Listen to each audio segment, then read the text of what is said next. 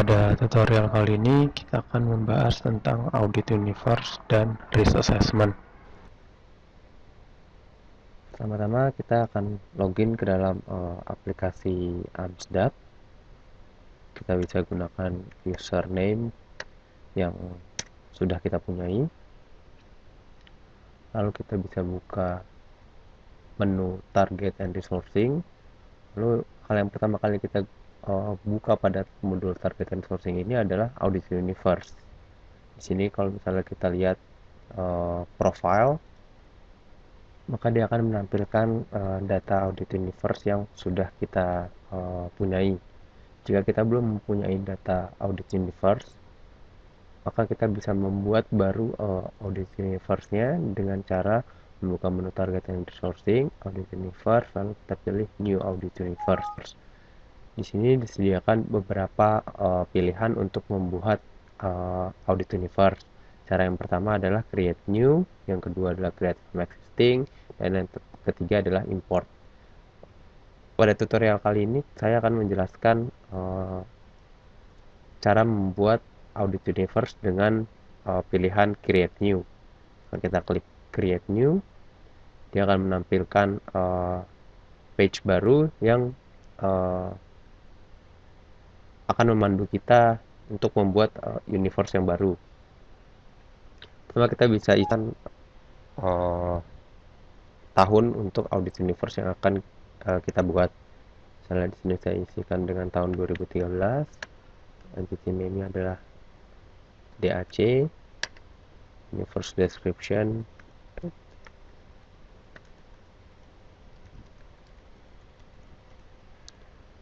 Setelah itu kita bisa klik next. Nah, jika audit universe yang kita buat tanggalnya sudah ada, maka aplikasi akan memunculkan validasi seperti ini. Audit universe for this year is already exist.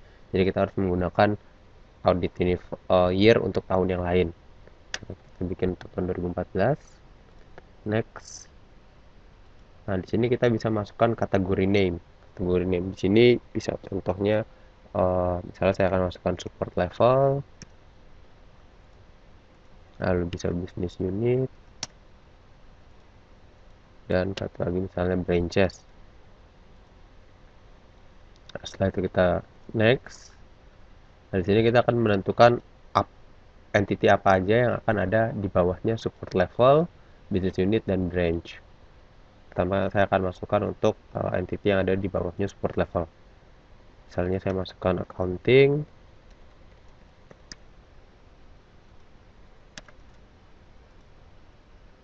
setelah itu di bawahnya business unit saya masukkan misalnya project base, dan di bawahnya branch saya masukkan Jakarta.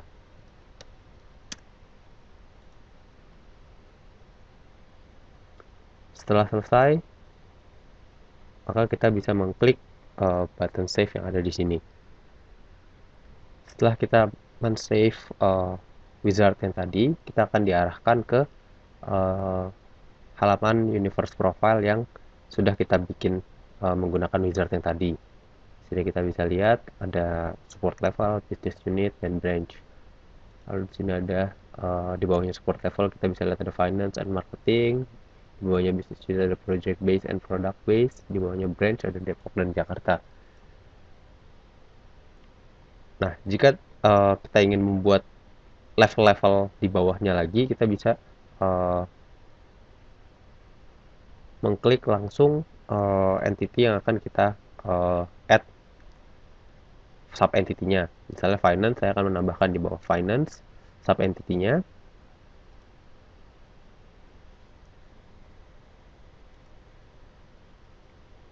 Sini kita bisa ubah namanya.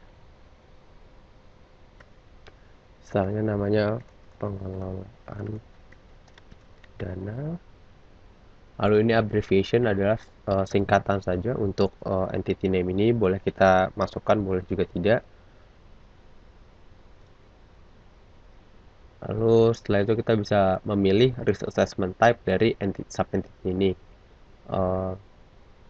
Misalnya kita akan isikan sebagai mikro. Lalu kita save.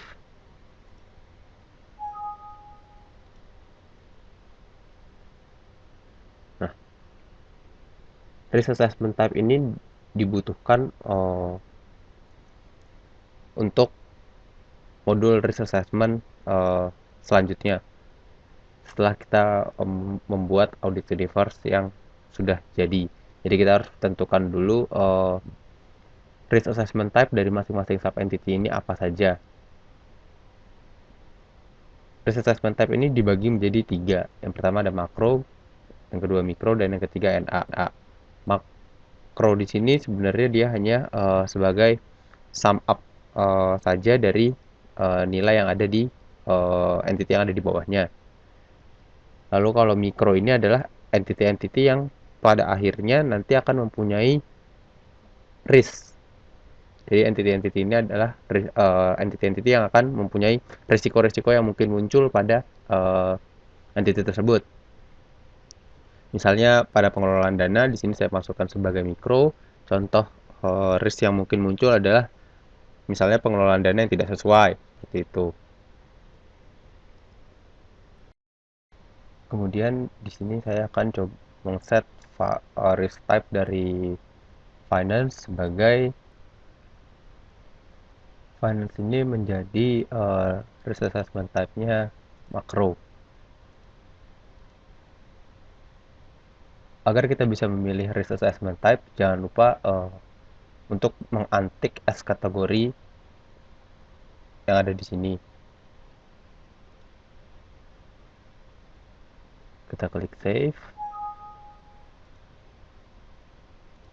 Setelah kita men-set risk assessment type untuk masing-masing entity yang ada di sini, kita bisa berlanjut ke modul risk assessment. Untuk masuk ke dalam modul risk assessment, kita bisa mengakses dari menu target and sourcing, audit universe, dan risk assessment. Tampilannya basically sama dengan modul audit universe untuk tree-nya, namun akan terdapat perbedaan pada window yang ada di sebelah kanan. Kalau kita klik entity misalnya pengelolaan dana, nah di sini kita bisa menambahkan risk untuk entity pengelolaan dana. Tampilan ini muncul karena kita sudah men-set risk assessment type dari pengelolaan dana sebagai micro risk assessment. Lalu jika kita melihat di sub entity finance, tampilan yang muncul adalah seperti ini. Ini adalah tampilan dari macro risk assessment. Karena sebelumnya kita sudah men-set risk assessment type dari finance sebagai macro risk assessment. Kita bisa balik lagi ke pengelolaan dana, dan di sini kita coba untuk masukkan risk-risk yang mungkin muncul pada entity pengelolaan dana. Di sini proses ID itu bebas, kita mau memasukkan dengan kode seperti apa. Misalnya saya masukkan PD 001, lalu proses name-nya pengelolaan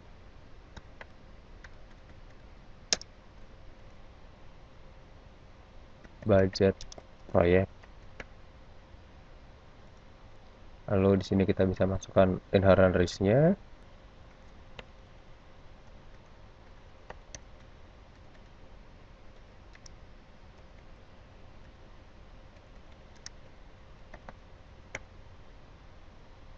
Setelah itu kita bisa masukkan impact, probability, dan risk score. Risk score di sini adalah nilai dari risk ini. Misalnya saya masukkan 0,7. Untuk nilai ini tergantung dari perusahaan masing-masing, karena biasanya setiap perusahaan mempunyai range risk score yang berbeda-beda. Untuk menentukan range risk score tersebut, kita bisa masuk nanti ke modul master data. Jadi situ kita bisa set range-nya dari berapa sampai berapa dan mau ada berapa level. Bisa kita tentukan nanti di modul master data. Required control di sini, jika kita belum mengetahui isi dari masing-masing field yang ada di sini, kita bisa skip saja, lalu kita klik save.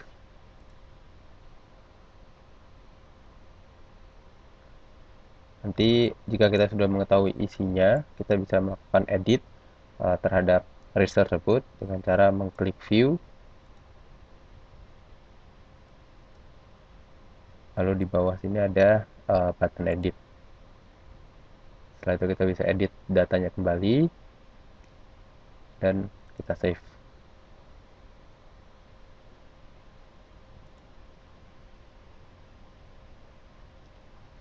Di sini kita sudah mempunyai RIS 2,7.